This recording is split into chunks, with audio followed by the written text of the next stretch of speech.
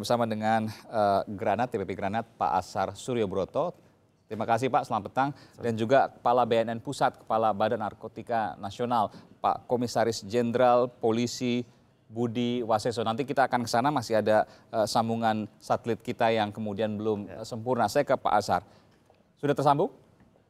Oke, Pak Buas, bisa mendengar saya?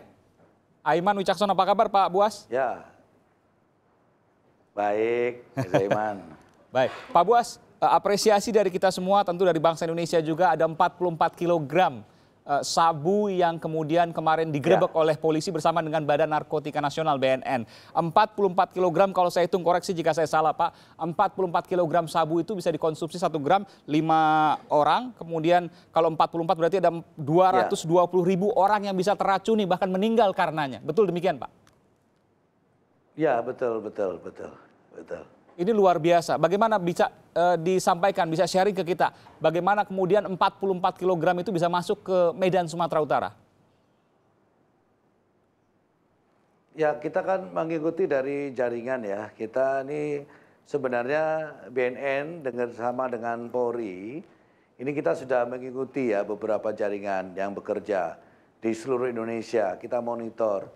Hanya kan karena prosesnya adalah penegakan hukum, maka kita harus mendapatkan barang buktinya. Oleh sebab itu kita harus menunggu sampai kita yakin mereka transaksi atau membawa barang buktinya ya. Baru kita lakukan penindakan. Kalau dari penelusuran kita ini banyak sekali. Ini 44 kg kan bukan angka yang kecil Pak. Itu pembuatannya di Indonesia atau dari luar negeri? Ini memang produksi luar ya, yang kita kalau melihat dari kemasannya, ini mirip dengan yang 1 ton kemarin. Ya, artinya berarti kan dari Taiwan, Cina ya, dari Tiongkok, dari Taiwan. Nah, berarti kan sumbernya sama, tapi belum tentu jaringannya sama ya, tapi sumbernya mungkin sama. Karena ini sabu dari buatan dari Taiwan ya. Nah, ini masuk ke Indonesia. Nah, ini baru saja setelah kita kemarin nemukan 1 ton, terus kemudian di Medan 44 kg, kemudian kita di Bali juga menemukan 5 kg. Nah, ini juga barusan saya mendapatkan berita lagi dari salah satu BNNP, kita mendapatkan juga 4 kg dan sedang dikembangkan gitu. 4 kg di daerah mana Pak? Karena ini baru saja saya terima, dan ini akan dikembangkan oleh anggota saya dan jajarannya.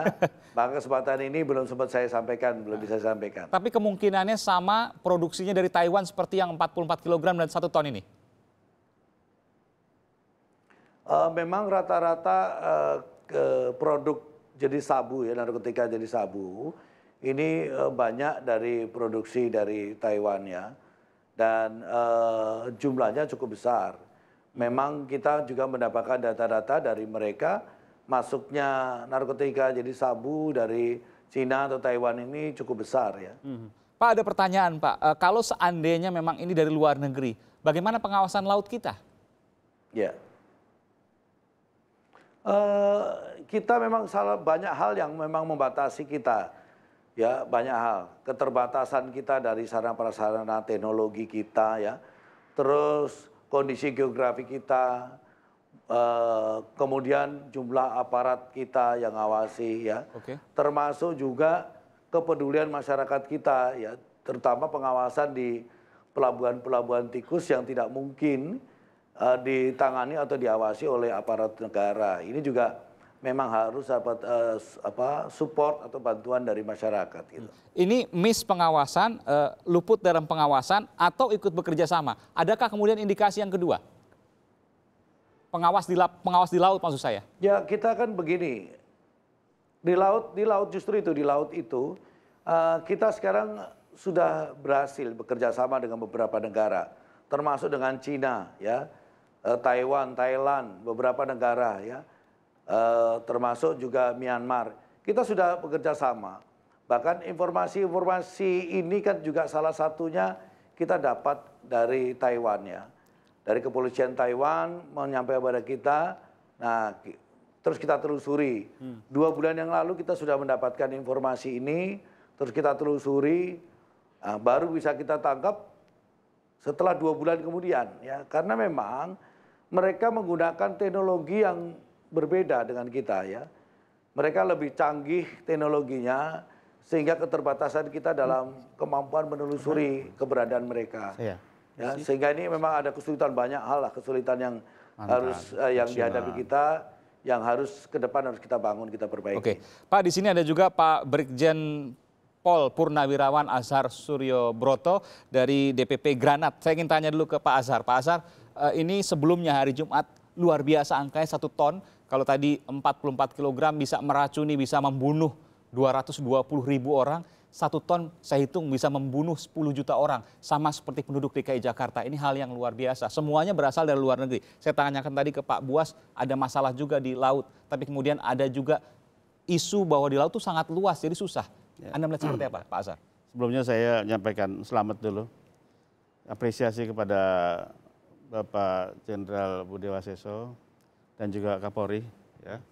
Karena beberapa hari ini ada keberhasilan dalam pengungkapan Luar biasa angkanya. luar biasa, dan ini benar-benar membanggakan kita semua, ya.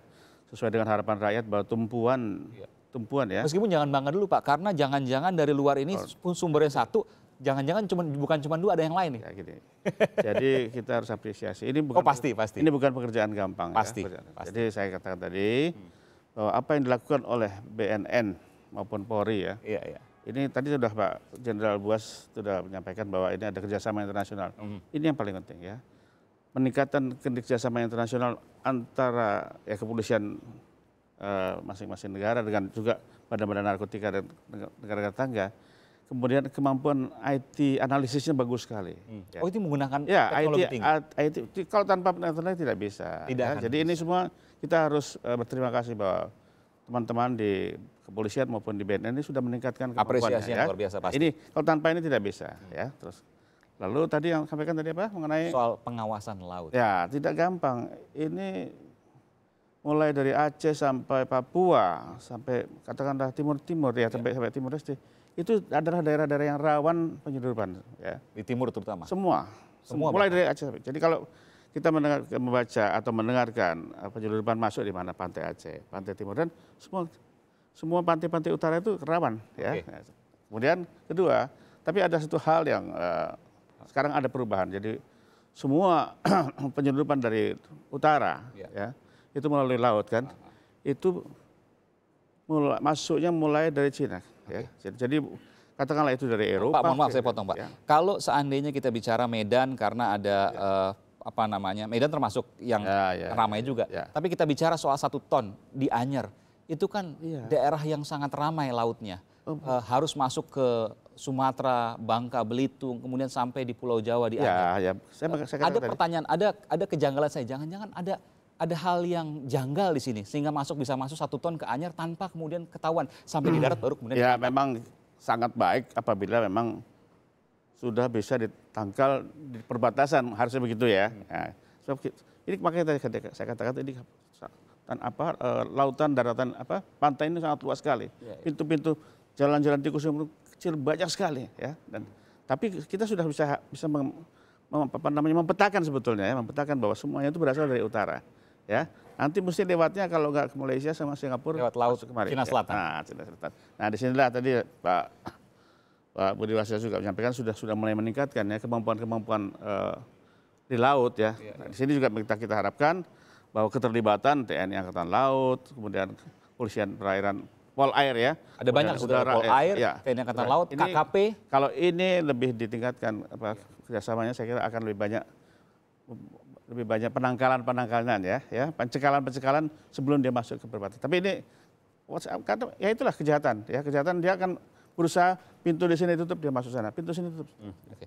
Saya ke Pak Budi Waseso. Pak Buas, seperti yang saya khawatirkan tadi Pak, jangan-jangan karena produknya sama, asalnya sama, sumbernya sama, kemudian hari penangkapannya tidak jauh-jauh, ada Jumat, ada Sabtu, dan kemudian hari ini Pak Buas tadi katakan Minggu dari sumber yang sama, jangan-jangan sekarang mereka sedang melakukan pengiriman secara masif ke Indonesia.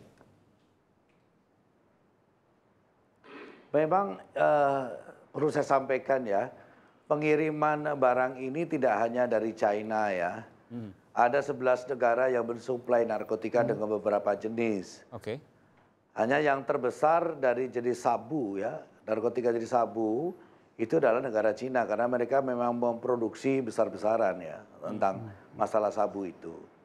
Dan ini memang dijual atau dibeli oleh jaringan-jaringan yang ada di Indonesia secara jumlah yang besar ya.